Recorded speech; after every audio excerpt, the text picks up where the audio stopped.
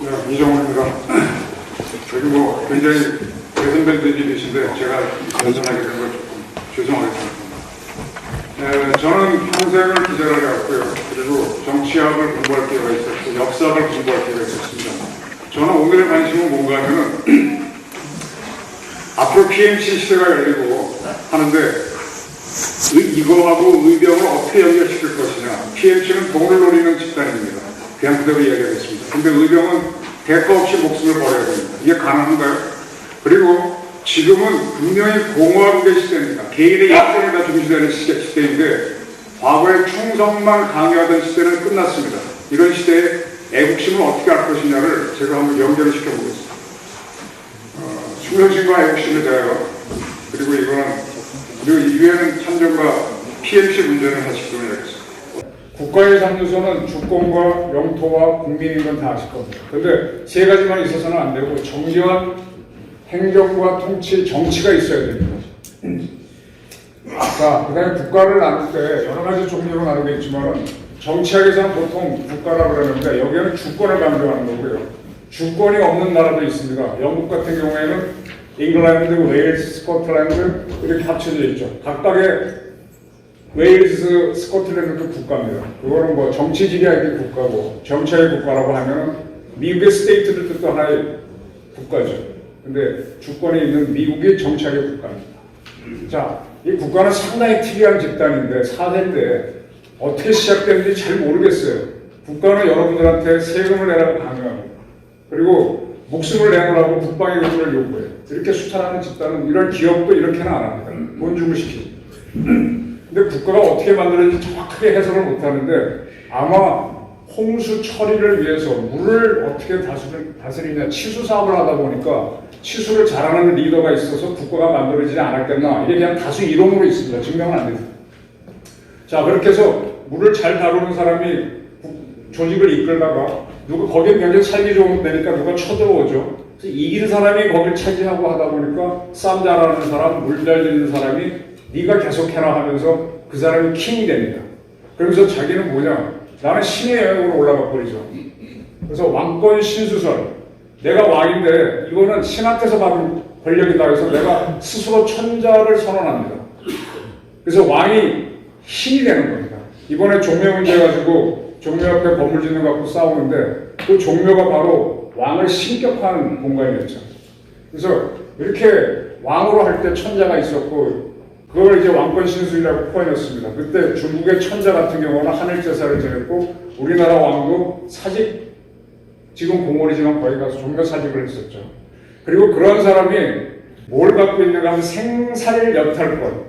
자, 그때 신민, 백성하고 신하는 전부 다 나를 위해 봉사하는 사람이지 주권자가 아니었어. 다 내가 마음대로 죽일 수 있고 나를 위해 죽어라고 할 수 있습니다. 생사를 여탈권을 할 수 있었고 때문에 자기 군주권을 해치는 놈이 있으면 군주가 나와서 싸워야 됩니다. 그 당시에 군주들은 다 싸움형이죠. 문관형이 아니죠. 그래서 내가 직접 싸워야 되는데 내가 싸울 수 없을 때 누구를 대신 보내는 사람이 우리 안광천 선배님처럼 장군입니다. 지금은 이게 육군 장성을 가르치는 거지만 원래 고대에는 왕을 대신하는 사람을 장군. 그래서 이 사람을 내보낼 때는 뭐를 주느냐? 도끼를 한 자루 줍니다. 부월이라고 되어 있습니다. 이게 이제 KBS 드라마에서 나왔던 고려 거란 전쟁에서 강조한테 부월을 선사하는 장면인데 중국 자료에 보게 되면 부월이 아직 남아있어요. 좀 별로. 부월은 말 안 듣는 병사를 때려 죽여라. 그러면서 목적을 이루라는 겁니다. 이렇게 할 때는 뭘 강조하는가면 오로지 사군이충. 군주는 신이니까 충성을 하라고 충성이 매우 강조됩니다. 근데 지금 대한민국 육군, 해공군, 해병대는 아니죠. 왜 구호가 충성이죠? 지금이 왕권 신수절 시절에 왕권 시대입니까? 지금 공화정 시대예요. 이거 하나 반드시 의식을 좀 하십시오. 근데 이 충성이라고 하는 게 나의 목숨을 던지는 건데 그걸 스스로 하는 인간이 어디 있습니까? 누가 자기 목숨을 내놔요, 군주를 위해서? 말이 안 되죠. 근데 그런 현상은 있었습니다. 왜 그러냐? 보상이 있었어요. 충무공, 충렬공, 죽은 사람들한테 국가를 위해 죽은 사람, 사실은 군주를 위해 죽은 사람한테 시호를 주거나 녹봉을 주거나 했기 때문에 목숨을 바칩니다. 이거는 의병 문제, 앞으로 피해치를 하면서도 대가 없이 요구하게 되면 실패한다는 걸 제가 말씀드립니다. 근데 그렇게 시호 말고도 사람은 남을 위해 죽는 특성이 있어요. 이건 사마천 사기에 나온 말인데, 사, 위, 지기자, 사, 여, 위, 열, 기자, 용. 남자는 자기를 알아주는 사람을 위해서 죽고, 여자는 자기를 기쁘게 하는 사람을 위해서 용모를 다듬는다. 다 아시는 얘기죠. 저도 기자 생활하면서 저보고 잘한다 그럴 때 목숨 걸고 했었어요. 뭐 이번에 누가 썼더라. 9.11 테러가 일어나서 미국에서 월드 트레이드 센터가 무너졌을 때 거기 불구덩이에 뛰어드는 집단은 소방관관과 기자라 그러는데 전 들어갔습니다. 오대양 사건, 뭐 청남 사건 들어갔습니다. 왜냐? 난 그게 보람이 있더라고. 그리고 그걸 잘한다 그러면 죽기 아니라고 살기로 했습니다. 여자는 자기를 즐겁게 하는 사람의 용모를 다루는가 하는데, 저도 딸이 있다 보니까 맞는 말 같기는 한데, 여자도 자기를 알아주는 사람에서 죽습니다. 따라주는 건 여자가 많아요. 순서. 그리고 개도 자기를 알아주면 죽어요. 그러니까 이거를 군주정 시절 때도 벼슬을 주고 장군을 주고 알아주면 자기 목숨을 바칩니다. 그리고 충렬공 시호를 주는 거예요. 자, 이것이 이제 군주정 시대 때 국가를 유지하는 하나의 방법이었고요. 근데 이제 지금은 공화정입니다. 근데 또 하나, 매슬로우라고 하는 심리학자가 발표한 건데, 인간 욕구에 5단계가 있다고 해서 발견했어요.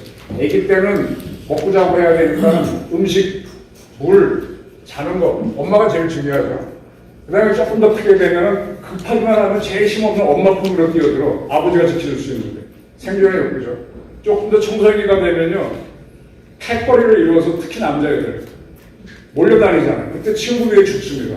이걸 이용해서 전쟁을 했던 게 스파르타입니다. 300이라는 영화를 보게 되면은 10대 소년들을 계속 전사를 만들고 걔네들은 자기들끼리 쓰고 싸우면서 죽잖아요. 그 다음에 이제 선생님처럼 연세가 많아지면 인정을 받고자 하는 욕구가 가해져서 점잖아지고 남을 위해 행사하거든요. 그 다음에 더 연세가 많아지면 베풀게 되죠. 인간이 이런 5개의 욕구를 쭉 발전을 한다. 그래서 가장 중요한 게 청소년기에 어디에 속하고 싶다. 내가 육사 나왔다. 내가 서울대학 나왔다. 거기에 충성을 하는 게 보이잖아. 내가 연고전 나왔다. 연고대생. 이제 이렇게 이걸 발견했습니다. 이걸 보게 되니까 지금 특이하게 청소년을 막 지난 20대 초반의 젊은이들을 다 군대에 보내는데 걔네들이 속속감의 욕구가 있어요. 그래서 그걸 이용해서 공화국 시대 때도 군을 만들었다는 겁니다. 그리고 이 군주정 때는 충성으로 국가를, 주군에 대한 충성을 유지했죠. 그래서 그때도 보게 되면 그 충성을 강조하기 위해서 나라가 위태로울 때는 천민조차도 스스로 싸우면 면천을 해줬었죠. 임진왜란 때 아주 그런 사회가 많죠. 한명령 같은 그런 사람도 있고, 동네 부사 송상현이 임진왜란 초기에 죽을 때 그의 첩까지 따라 죽고 노비들도 죽습니다.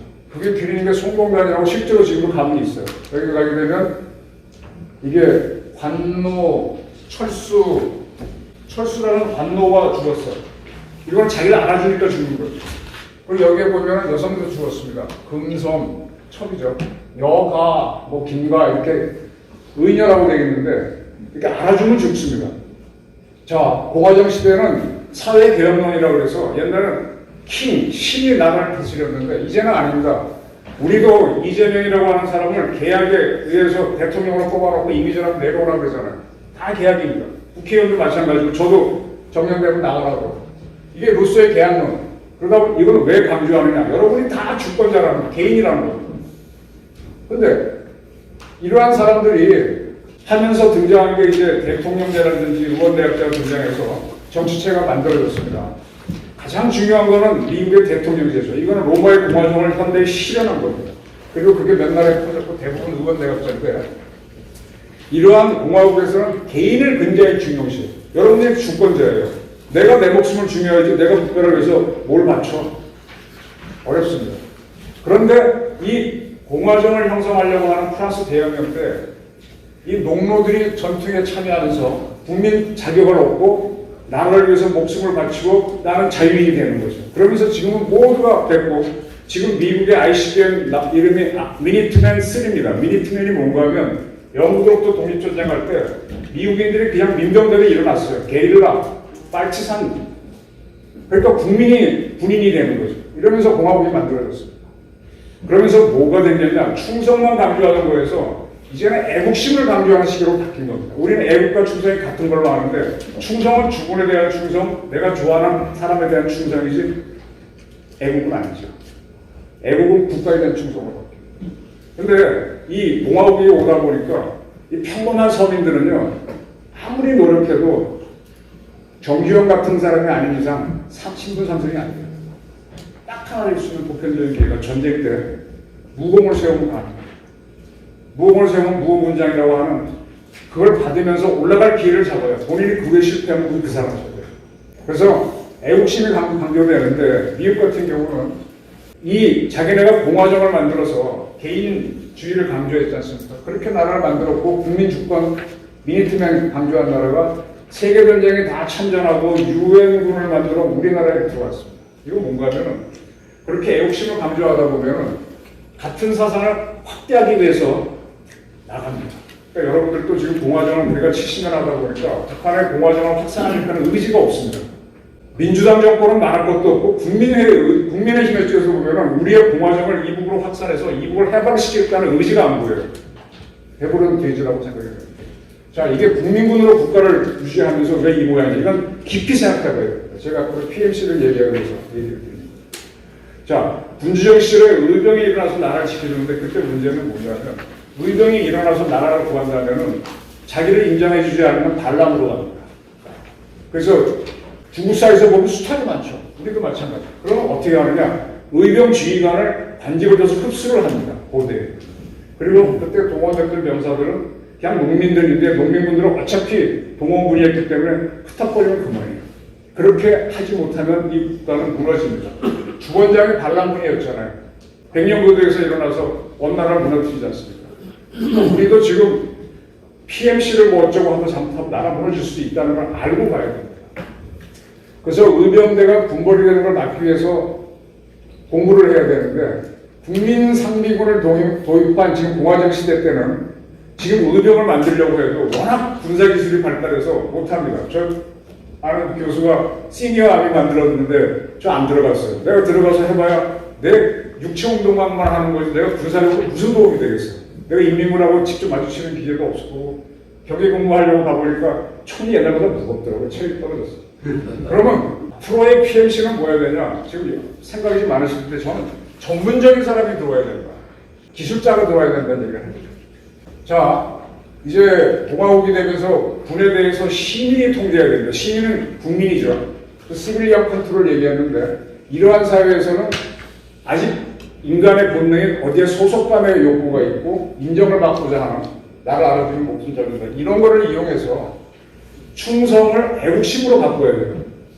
그래서 그 애국심을 토대로 국가를 유지해야 됩니다. 그래서 현대의 의병이 저는 뭐라고 보는 거냐면은 시니어 아미들은 지금 체력이 안 되죠. 훈련받지 않은 사람들은 전쟁터에 나가면 먹잇감으로 떨어집니다. 지금 실질적으로 프리고진이 만들었던 러시아의 그 PMC 뭐예요? 걔네들 와그너그로 총 반대를 돌렸죠. 보급 안 되니까. 군벌이 잘못되면 이렇게 되는 거예요. 그런 걸 하나 보시고 또 하나 지금은요 이 모든 것들이 돌아가는 게 컴퓨터로 돌아갑니다. 법원도 검찰도 국가정보원도 조선일보 동아일보도 컴퓨터가 없으면 못 돌아가요. 컴퓨터로 움직이는 게 군인입니까 기자입니까 판사입니까 검사입니까 엔지니어에 가까운 친구 걔네들을 활용하죠. 현대의 의병은 아까처럼 먹잇감이 되는 의병이 될 수는 없고 전문가들이 돼야 되는데 우리 군에서 C4I SR PGM을 할 때 거기에 컴퓨터가 없으면 안 되죠. 그 다음에 우리가 천공 1, 2, 3라든지 뭐 할 때 공군 전투기라면 조종사가 들어가야 되겠지만 미사일 같은 경우는 군인이 아니라 남군이 아니라 여군이 해도 되고 기술자 저 같은 사람이 가도 누르면 돼요. 평생 그것만 했으면 더 잘할 수도 있어요. 그래서 저는 앞으로 이런 분들한테 적당한 급료를 주고 이분도 잘하면 훈장을 주고 뭘 하게 되면은 오히려 지금 병력이 줄어드는 시기에 더 첨단군을 가질 수 있다. 이제 애국심을 보상을 하면서 가는 세상으로 가야 된다. 이건 제가 보는 겁니다. 그리고 이제 아까 잠깐 말씀드렸는데 와그너 그룹을 만들었다가 프리고진도 죽었고 반란을 일으켰는데 이 막 옛날식으로 뭐 의병이 일어나라 뭐 해 잘못하다가 통제 못하면 혼란에 빠집니다. 그래서 저는 반드시 한 나라에는 하나의 검찰만 군대가 있어야 돼요. 지금 이 정권에서 뭐 중수청을 만든다, 이게 공수처가 있는데 검찰을 하니까 막 검찰도 한 나라에 하나만 있어야 되는데 몇 개가 있으니까 좀 혼란스럽잖아요. 검찰도 특검도 있고 또 상설 특검도 있으니까 개판될 겁니다. 검난이 일어나요. 우리나라도 군대가 많으면 문제가 생깁니다. 조선 말에 별기구 만들었다가 터진 게 군사반란, 이모군란 기억하시죠? 그래서 저는 함부로 군사개혁을 하지 마라. 특히 무장하는. 그러나 비무장이지만 최첨단 무기를 다룰 수 있는 기술자를 중심으로 PMC를 해보자. 대한민국은 여기에 가능성이 있다. 그러면 제대군이는 뭐 하느냐? 그거는 이북을 점령해서 안정화 작전을 할 때 보병이 필요할 때 동원하는 그 예비군으로 두고 진짜 중요한 PMC는 앞으로 유미 복합체제, 휴머노이드로 로봇이 들어갈 때 로봇 운영하는 거 짝대기 하나에 이병이 잘하겠습니까? 평생 그 로봇 만드는 친구가 잘하겠습니까? PMC의 개념을 하시려는 분들도 좀 바꿔보시고 입법하시는 분들 바꿔보십시오. 제 생각입니다. 전투 PMC가 아니라 전문 PMC 그리고 그들한테 애국심을 보상을 하는 그런 세상이 되겠습니다. 감사합니다.